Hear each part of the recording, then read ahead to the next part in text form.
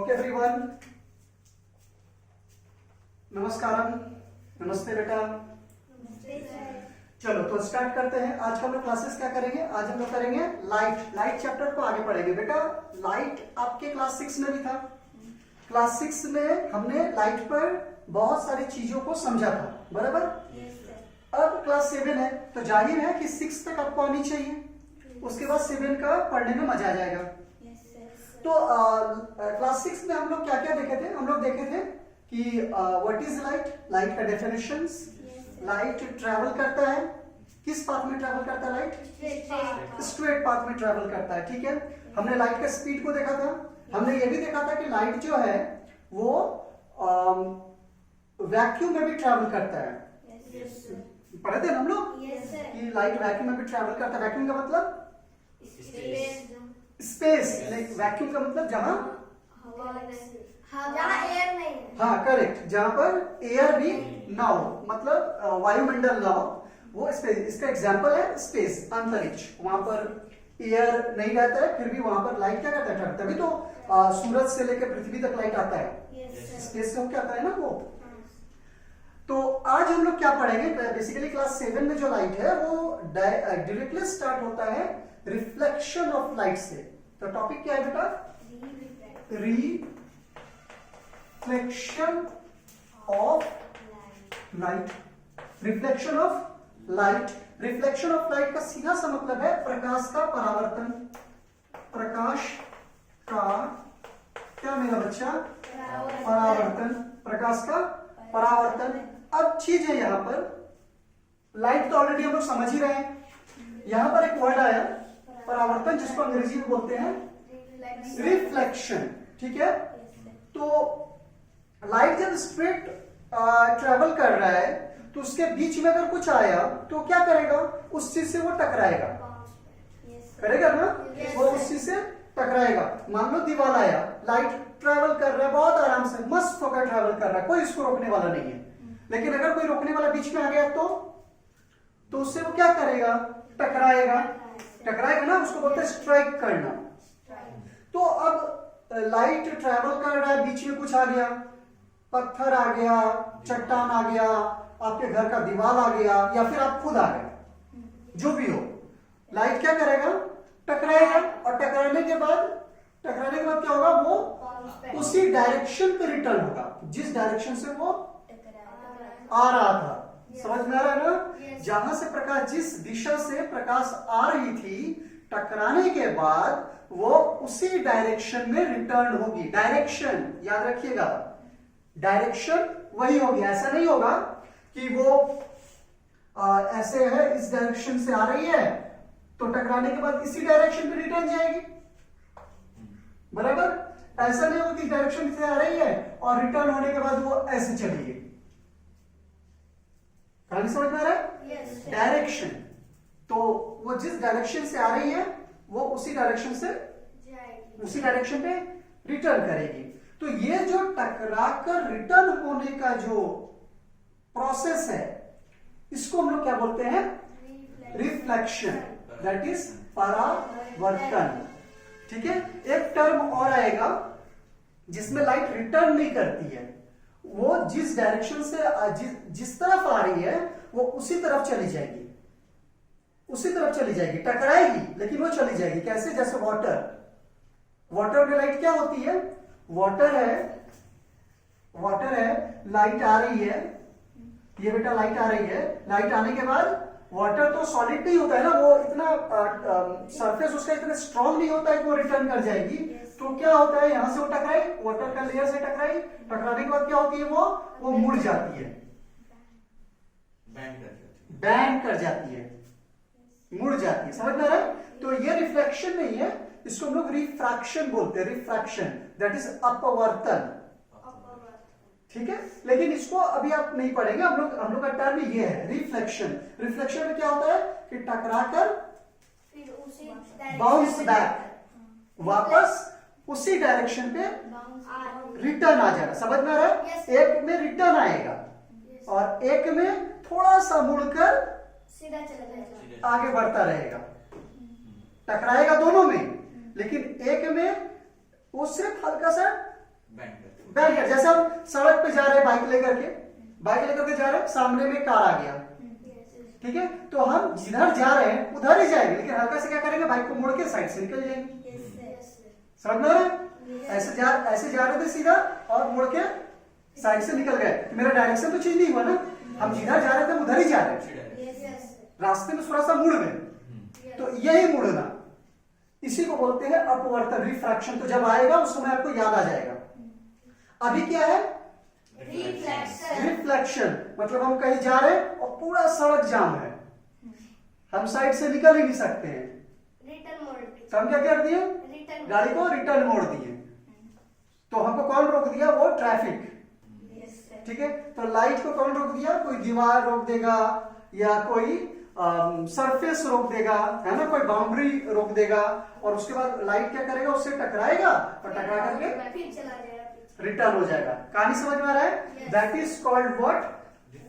Reflection of light. इसी को कहते हैं प्रकाश का परावर्तन। दो चीज है, टकराएगा दो कंडीशंस पे, पानी में भी टकराएगा लेकिन पानी में रिटर्न नहीं आएगा, समझ में आ रहा? लिक्विड में भी टकराएगा लेकिन लिक्विड में रिटर्न नहीं आएगा, लेकिन जब किसी ठोस सॉलिड से टकराएगा तो वो रिटर्न आएगा, क्योंकि मुड़ के जाने का वहां पर कोई जगह उसके पास नहीं रहेगा। कहानी समझ में आ रहा है? तो दैट इज रिफ्लेक्शन ऑफ क्या बेटा? Light, reflection of light. तो इसका प्यारा सा डेफिनेशन लिखेंगे, आई होप ये आपको समझ में आ गया होगा, ठीक है। इसका प्यारा सा डेफिनेशन लिखेंगे और फिर आगे बढ़ेंगे। तो रिफ्लेक्शन ऑफ लाइट किसको बोलते हैं, देखते हैं हम लोग। Bouncing back of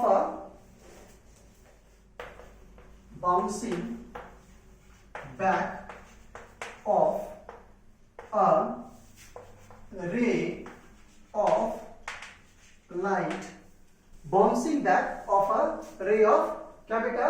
Light, when it strikes a boundary, when it strikes a क्या मेरा बच्चा? बाउंड्री। तो सिंपल सा डेफिनेशन है कि bouncing back of a ray of light, bouncing back मतलब when it strikes a boundary, जब लाइट जो है, लाइट का किरण, प्रकाश की किरण जब किसी बाउंड्री से स्ट्राइक करती है, मतलब टकराती है, और टकराने के बाद जब वो बाउंस बैक होती है तो उसको क्या कहते हैं? दैट फिनोमिनन, वो जो प्रोसेस होता है उसको बोलते हैं रिफ्लेक्शन ऑफ लाइट। तो रिफ्लेक्शन ऑफ लाइट में खास बात क्या है? खास बात यह है कि वो स्ट्राइक करेगा किसी चीज से, और स्ट्राइक करने के बाद क्या करेगा? बाउंस बैक करेगा। ये दो चीज अगर हो रहा है तो वो क्या हो जाएगा बेटा? Reflection of light. Concept clear हो रहा है ना? कोई डाउट नहीं है इसमें? चलो ठीक है बेटा, तो इसको अपने हिसाब से, ये तो डेफिनेशन आप लिखिए ही, साथ ही साथ और भी अगर कुछ आपको खुद से लिखना हो तो जरूर लिखिए।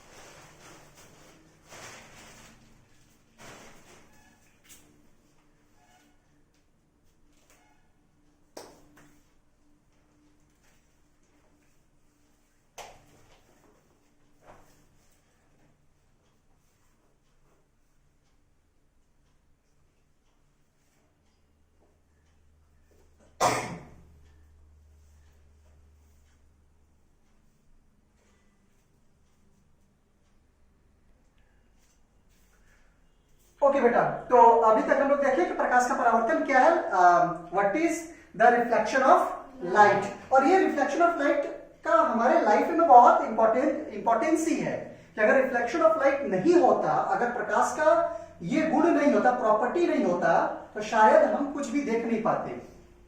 कैसे कैसे देखते हैं, यहां पे समझते हैं चीजों को। मान लीजिए कि सन है, ये नेचुरल सोर्सेज है हमारा, सबसे पुराना तो यही ना लाइट का रिसोर्सेज, नेचुरल भी है।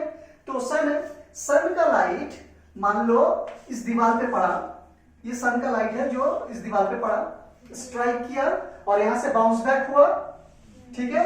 ये जो बाउंस बैक हो रहा है, हम यहां पर खड़े हैं और ये मेरे आंखों में आ रहा है, ये मेरे आंखों में आ रहा है। तो ये जो लाइट, सन का लाइट दीवार पर पड़ा और यहां से टकराकर मेरे आंखों में पड़ा, और जब लाइट मेरे आंखों में जाएगा तो फिर वो रेटिना में क्या बनाएगा, इमेज बनाएगा। और जब वो रेटिना में इमेज बनाएगा तब जाकर के हम उस ऑब्जेक्ट को क्या कर पाएंगे, देख पाएंगे। तो हम किसी ऑब्जेक्ट को तभी देख पाएंगे जब लाइट मेरे आंखों में जाए, बराबर ना। तो अब सन का लाइट किसी दीवार पे पड़ा, अब दीवार से टकरा कर वो मेरी आंखों में पड़ा, तब ये दीवार हमको दिखाई दे रहा है। समझ में आ रहा है। तो बाहर में जब हम जाएंगे, अभी जैसे दिन है, अब बाहर में जाओ आपको हर चीज दिखाई देगा। वो दिखाई कैसे दे रहा है कि लाइट हर चीज से स्ट्राइक करके बाउंस बैक होकर आपकी आंखों में आ रही है और आपके रेटिना पर इमेज बना रही है। कॉन्सेप्ट क्लियर हो रहा है बेटा, चीजों को रटना नहीं, चीजों को समझना। फिजिक्स बहुत मजेदार चीज है।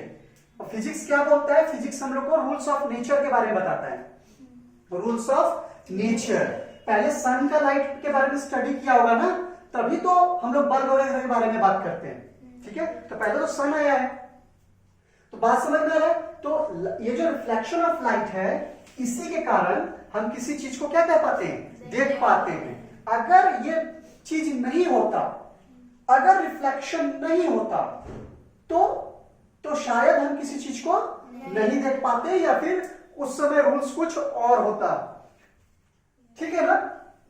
तो अगर इस पे क्वेश्चन लिखा जाए कि how do we see the object, एक सिंपल सा क्वेश्चन लिखा जाए कि हम किसी चीज को कैसे देख पाते हैं, तो सीधा सीधा क्या लिख सकते हैं कि due to reflection of light, कि रिफ्लेक्शन ऑफ लाइट के कारण। या फिर लिख सकते हैं कि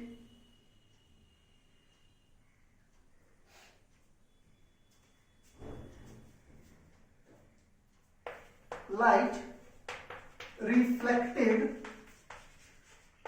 from an object, right? Light reflected from an object reaches our eyes. जो लाइट है, रिफ्लेक्टेड लाइट है, वो किसी ऑब्जेक्ट से रिफ्लेक्ट होकर के कहां पहुंचता है, मेरे आंखों में, और फिर रेटिना पे जाकर के इमेज बनाता है। तो रेटिना बस आपको समझने के लिए है, ताकि आपको ये नॉर्मल मालूम रहे, उसको लिखना नहीं है, इसमें उतना बड़ा आंसर नहीं करना है। नॉर्मली ये समझना है कि किसी ऑब्जेक्ट को, किसी वस्तु को हम तभी देख पाएंगे जब उस ऑब्जेक्ट से लाइट टकराकर मेरी आंखों में आए। याद रखिएगा, उस ऑब्जेक्ट से, अगर इस ऑब्जेक्ट से, अगर ये दीवार है, इस दीवार को हम तभी देख पाएंगे जब लाइट टकराकर मेरे आंखों में आए। कहानी समझ में आ रहा है ना, कि जब लाइट इस दीवार से टकराकर मेरे आंखों में आएगा तो इसको हम देख पाएंगे, लाइट टकराकर यहां से मेरे आंखों में आएगा तो इस चीज को हम देख पाएंगे। तो जहां जहां से लाइट स्ट्राइक करके बाउंस बैक होकर मेरे आंखों में आएगा, हम उन सारी चीजों को देख पाएंगे। बात समझ में आ रहा है? कोई डाउट है इसमें? नहीं, तो इसको नोट कर लो।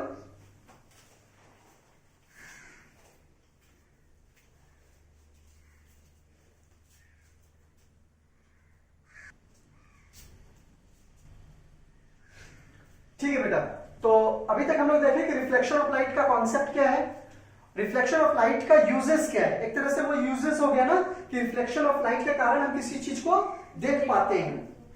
ठीक है, तो अब हम कुछ टर्म को समझेंगे, कुछ टर्म आराम से समझेंगे, हड़बड़ाएंगे नहीं, ठीक है, रिलैक्स होकर के समझेंगे। पहला टर्म है बेटा इंसिडेंट रे। पहला टर्म है इंसिडेंट रे। इंसिडेंट रे, इसको बोलते हैं हम लोग हिंदी में आपतित किरण। इसको हिंदी बोलते हैं आपतित किरण। हिंदी अंग्रेजी दोनों भाषा का प्रयोग बराबर करें, दोनों भाषा पर आप कमांड बनाएं, ठीक है। सिर्फ अंग्रेजी, सिर्फ हिंदी, कोशिश करें कि कम से कम दो भाषा आपके पास रहे। तो एक है इंसिडेंट रे, जिसको हिंदी बोलते हैं आपतित किरण। ये इंसिडेंट रे होता क्या है, इसके बारे में क्लास 6 में भी शायद डिस्कशन किए होंगे, ये है, ठीक है। क्या होता है आपतित किरण, इंसिडेंट रे? जो लाइट आता है, जो बोलते हैं, हाँ, जो सन से लाइट आता है। अच्छा, जो लाइट आ रही है कहीं से, हाँ, कहीं से लाइट आ रही है, वो जो प्रकाश का जो आना होता है वो इंसिडेंट रे होता है, बराबर ना। कोई सोर्सेज से आ रही है वो इंसिडेंट रे, एकदम करेक्ट है कि कहीं से लाइट आ रही है। मान लीजिए सन है, तो ये एक सोर्सेज है, सोर्स ऑफ एनर्जी है, और यहां से कोई लाइट आ रही है, तो that is called incident ray. कहीं से भी, ये बल्ब जल रहा है, ये बल्ब से लाइट आ रही है, तो ये जो आ रही है वो है इंसिडेंट रे। मोमबत्ती जलेगा, मोमबत्ती से जो लाइट निकलेगी, जो ट्रैवल करेगी वहां से, वो इंसिडेंट रे होगी। तो एक हो गया टर्म इंसिडेंट रे, रे of light that strikes the boundary या सरफेस। इसका अगर डेफिनेशन लिखना हो तो रे of light that strikes the boundary or surface। मतलब रे ऑफ लाइट, जो इंसिडेंट रे होता है वही किसी चीज से क्या होता है, टकराता है। इंसिडेंट रे जो निकल के आ रही है कहीं से, वो किसी न किसी चीज से टकराएगी। टकराना तो इसी को है, टकराना तो इसी को है। जब तक ये टकराएगी नहीं तब तक बाउंस बैक कैसे होगी, ठीक है। तो इंसिडेंट रे वो लाइट होती है, वो प्रकाश की किरण होती है जो स्ट्राइक करती है किससे, या तो किसी बाउंड्री से या तो किसी सरफेस से। तो that is called what, incident ray. Clear है बेटा? चलो लिख लो इसको।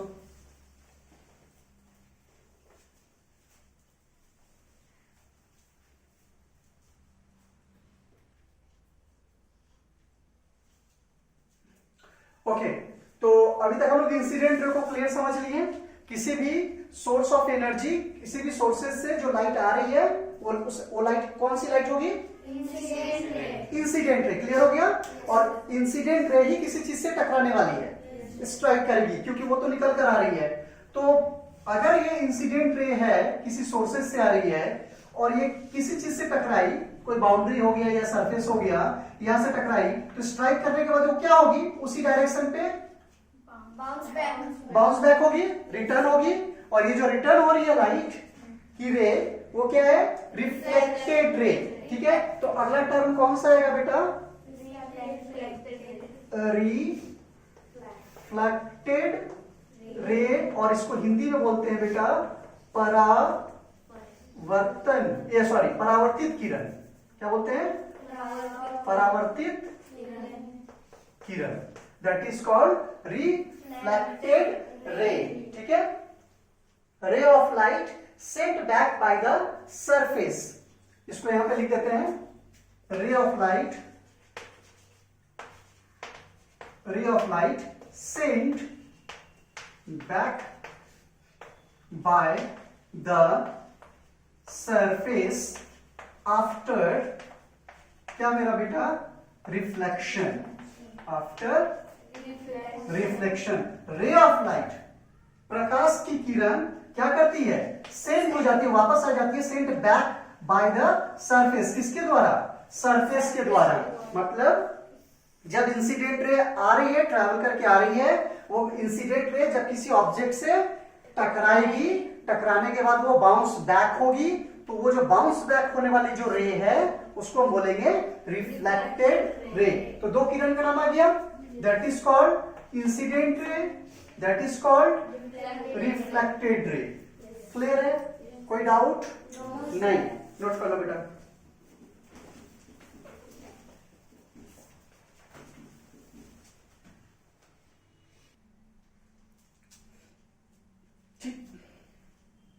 ठीक है, तो अभी तक हम लोग देखें रिफ्लेक्टेड रे और इंसिडेंट रे, दो रे देख लिए। एक बार फिर से इसको देखते हैं। मान लीजिए कोई सरफेस है, क्या है बेटा? सरफेस है, ये सीधा भी हो सकता है, ठीक है। तो ये एक सरफेस है, मान लीजिए कि एक सरफेस है और यहां से किसी सोर्सेस से लाइट आ रही है। लाइट हमेशा स्ट्रेट ट्रेवल करती है, इसलिए जब भी आप लाइट का डायग्राम बनाएंगे वो सीधा रहना चाहिए, बराबर, ठीक है। तो यहां से किसी सोर्सेस से लाइट आ रही है, ये लाइट कौन सी लाइट होगी? इंसिडेंट रे, क्लियर है। यहां पे टकराई और इस पॉइंट पे टकराने के बाद वो लाइट बाउंस बैक की। बेटा लाइट का ये एरो जब तक नहीं रहेगा क्लियर नहीं होगा, छोटा छोटा चीजें फिजिक्स का देख लीजिए, ठीक है। लाइट जब भी हम ड्रॉ करेंगे ये एरो देंगे, इसका मतलब है कि लाइट आ रही है। अगर आप इस तरह से ड्रॉ करेंगे तो कैसे समझ में आएगा कौन सा इंसिडेंट है और कौन सा रिफ्लेक्टेड है? आएगा समझ में? नहीं आएगा ना, तो एग्जामिनर जो होता है वो कंफ्यूज कर जाएगा, ठीक है। तो एग्जामिनर को कंफ्यूज मत कीजिए, इसीलिए डायग्राम एकदम क्लियर होना चाहिए। तो ये इंसिडेंट रे है और ये रिफ्लेक्टेड रे है। कैसे पता चला? इस एरो के कारण पता चला कि ये आ रही है और ये वापस जा रही है, तो that is reflected ray, clear है। अब ये जो पॉइंट है, जिस पॉइंट से ये जो इंसिडेंट रे है और रिफ्लेक्टेड रे है, ये इंसिडेंट रे किस पॉइंट से टकराई? इस पॉइंट से, और इस पॉइंट से वो रिफ्लेक्ट हुई। तो ये जो पॉइंट है, जिस सरफेस का जिस पॉइंट से वो टकराती है, उस पॉइंट को बोलते हैं बेटा point of incidence. Point of incidence, clear है। एक एक चीज को यहां घुसा ले, चबा के खा जाइए, रटने का कोई जरूरत नहीं है। ये जो लाइट आ रही है, इंसिडेंट रे आई है, जिस पॉइंट से टकराएगी, सरफेस तो बहुत बड़ा है, उससे हमको लेना देना नहीं है। सरफेस के जिस पॉइंट से टकराएगी, मतलब जिस पॉइंट से टकरा रही है उसी पॉइंट से रिटर्न होगी। ऐसा तो नहीं होगा कि यहां पे टकरा रही है और यहां से रिटर्न होगी, ऐसा तो नहीं होगा ना। जिस पॉइंट से टकरा रही है वो उसी पॉइंट से रिटर्न होगी। तो उस पॉइंट को बोलते हैं बेटा पॉइंट ऑफ इंसिडेंस। समझ में आ रहा है? नहीं आ रहा है? आया? कोई ऐसे मुंह में उंगली किया ना, पक्का उसको नहीं समझ में आया है। नहीं आ रहा है? क्लियर। गजब, तो जादू हो गया है। सबका आया तो उनका भी आया। फिजिक्स क्लास में बेटा जादू नहीं होता है, समझो। तो इंसिडेंट रे जिस पॉइंट से टकराएगी, या यूं कह सकते हैं कि इंसिडेंट रे जिस पॉइंट से टकराकर रिटर्न होगी, उस पॉइंट को कहते हैं पॉइंट ऑफ इंसिडेंस। अगर इस पॉइंट पर एक परपेंडिकुलर ड्रॉ किया जाए, याद रखिएगा ड्रॉ किया जाए, लाइट ऐसा कुछ कर नहीं रहा है, हम खुद से कर रहे हैं। अगर इस पॉइंट पर क्या करें बेटा, एक परपेंडिकुलर ड्रॉ करें, तो ये परपेंडिकुलर को हम कहेंगे नॉर्मल। क्या कहेंगे बेटा? नॉर्मल। मतलब ये जो लाइन होगा, ये जो लाइन होगी जिसको हम ड्रॉ कर रहे हैं, लाइट का इससे कोई लेना देना नहीं है, इसको हम ड्रॉ कर रहे हैं, तो इस लाइन को क्या कहेंगे? नॉर्मल, ठीक है। तो नॉर्मल बोल करके भी एक टर्म है, और वो टर्म, और ये परपेंडिकुलर कहां ड्रॉ करेंगे? Eight the point of incidence. Point of incidence पर एक लाइन हम परपेंडिकुलर ड्रॉ करेंगे, और वो जो लाइन होगी वो क्या होगी बेटा? नॉर्मल। ऐसा समझिए, ये है सरफेस, ये आया इंसिडेंट रे, इस पॉइंट से टकराया, इस पॉइंट से वो क्या हुआ बेटा? रिटर्न हुआ, दैट इज रिफ्लेक्टेड रे। इसी पॉइंट पर अगर हम एक परपेंडिकुलर ड्रॉ करें, तो परपेंडिकुलर क्या होगी? Normal, that is called normal. नहीं समझ में आ रहा है? पक्का? झूठ नहीं बोल रहा है कोई? तो perpendicular to the surface at the point of incidence. तो नॉर्मल क्या होता है? नॉर्मल होता है परपेंडिकुलर टू द सरफेस, यहां पे लिख दिया, perpendicular to the surface at the point of क्या बेटा? Incidence. Perpendicular to the surface at the point of incidence. तो पॉइंट ऑफ इंसिडेंस पर अगर हम कोई परपेंडिकुलर ड्रॉ करेंगे, तो उस लाइन को हम क्या कहेंगे? नॉर्मल। क्यों किए लाइन ड्रॉ? ये हम थोड़ी देर में समझेंगे, ठीक है। क्यों किए लाइन ड्रॉ, इसका जरूरत क्यों पड़ा, ये हम थोड़ी देर में समझेंगे। लेकिन इस लाइन को, और ये हम खुद से ड्रॉ कर रहे हैं, इसलिए हम डॉट डॉट करके दिए। समझ में आ रहा है? इसको कभी भी ऐसे स्ट्रेट नहीं खींचिएगा। क्यों? क्योंकि एक इमेजिनरी लाइन है, इसको हम खुद से ड्रॉ करते हैं। लोग इसको खुद से ड्रॉ करते हैं। ये लाइट इसको क्रिएट नहीं करता, लाइट इसको नहीं बनाता है, इसको हम लोग बनाते हैं। इसलिए हम क्या किए, इसको पॉइंट पॉइंट करके दिए, डॉट डॉट करके दिए। क्लियर है कि नहीं यार? इतना समझ में आया ना कि नॉर्मल क्या होता है, कहां होता है, कैसे आता है, खुद से आता है, हम लोग उसको बनाते हैं। समझ में आ रहा है? चलो इतना नोट करो आगे।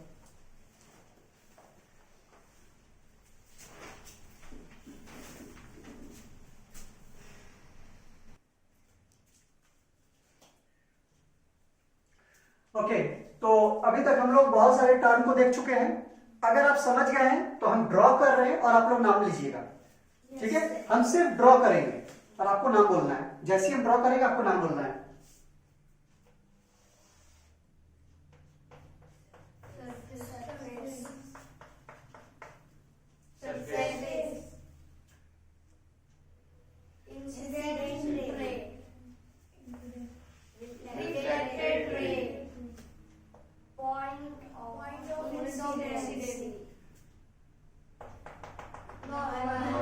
क्लियर है? डायग्राम के साथ सरफेस है, इंसिडेंट रे है, रिफ्लेक्टेड रे है और नॉर्मल है, जो कि पॉइंट ऑफ इंसिडेंस पर बन रहा है। बराबर। अब यहाँ पे ध्यान देने वाली बात क्या है कि ये है इंसिडेंस रे, इंसिडेंट रे, ये है नॉर्मल। इंसिडेंट रे और नॉर्मल के बीच में देखिए एक एंगल बन रहा है, दिख रहा है? इसको बोलते हैं बेटा एंगल ऑफ इंसिडेंस। क्या बोलते हैं? Angle of incidence. शॉर्ट में बोलते हैं इसको एंगल आई। डिनोट करते हैं इसको किससे? एंगल आई। आई का मतलब इंसिडेंस। समझ में आ रहा है? Small I. ठीक उसी तरह से देखिए, ये है रिफ्लेक्टेड रे, रिफ्लेक्टेड रे और नॉर्मल के बीच में एक एंगल बन रहा है, बन रहा है ना? That is angle of reflection.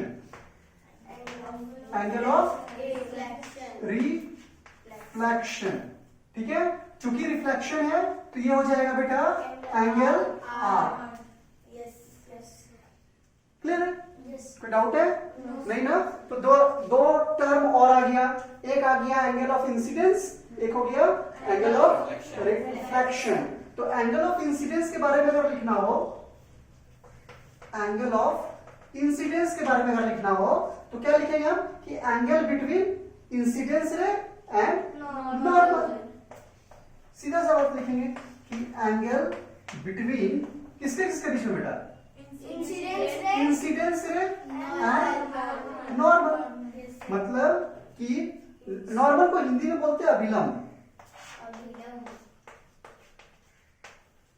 अभिलंब हिंदी भी साथ साथ पढ़ लेके चलेंगे।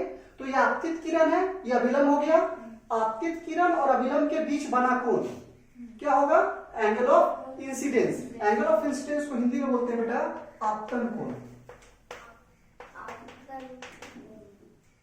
ठीक है। और एंगल ऑफ रिफ्लेक्शन को बोलते हैं परावर्तन कोण। बात समझ में आ रहा है? ठीक है।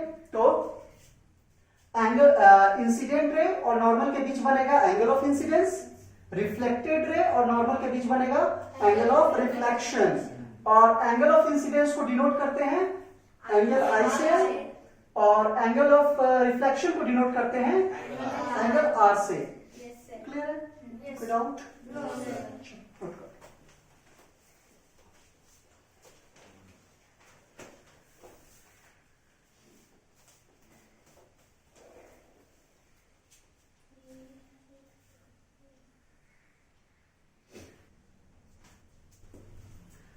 ठीक है बेटा। तो अभी तक हम लोग देखें रिफ्लेक्टेड रे किसे कहते हैं, इसके बाद कुछ टर्म देखें, हमको ऑब्जेक्ट्स कैसे दिखाई देता है, किस कारण से दिखाई देता है, incident ray, reflected ray, normal, angle of incidence, angle of reflection.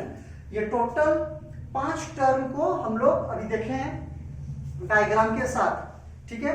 एक बात याद रखिएगा, जो भी चीज आप यहां से पढ़ के जाते हैं, एक बार बेटा इसको दोपहर में रिवीजन कर लेना, खाना खाने से पहले, खाना खाने के बाद। डॉक्टर कैसे बोलता है, ये दवा खाना खाने से पहले लीजिएगा, ये दवा खाना खाने के बाद लीजिएगा। तो ठीक उसी तरह से इसमें बस चॉइस आपका है, खाना खाने से पहले या खाना खाने के बाद, जब भी आप कर लो। एक बार दोपहर में लंच करने से पहले या बाद में, जब भी हो, और एक बार सोने से पहले। ये 2 बार आप इसको रिवीजन कर लीजिएगा, क्योंकि सुबह में आप पढ़ के जा रहे हैं, तो दोपहर और शाम में रिवीजन कर लीजिएगा। कल अगर आप अर्ली मॉर्निंग उठते हैं तो यहां आने से पहले एक बार रिवीजन कर लीजिएगा। नहीं उठते हैं तो कोई तनाव लेने का जरूरत नहीं है, चलेगा, कोई दिक्कत नहीं है, ठीक है। तो अगले क्लास में हम लोग पढ़ेंगे बेटा laws of reflection, laws of reflection, परावर्तन के नियम।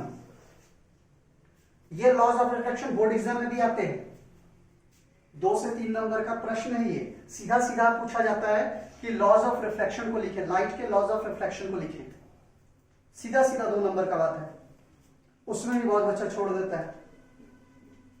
तो लॉज ऑफ रिफ्लेक्शन ये हम पढ़ेंगे नेक्स्ट क्लास में।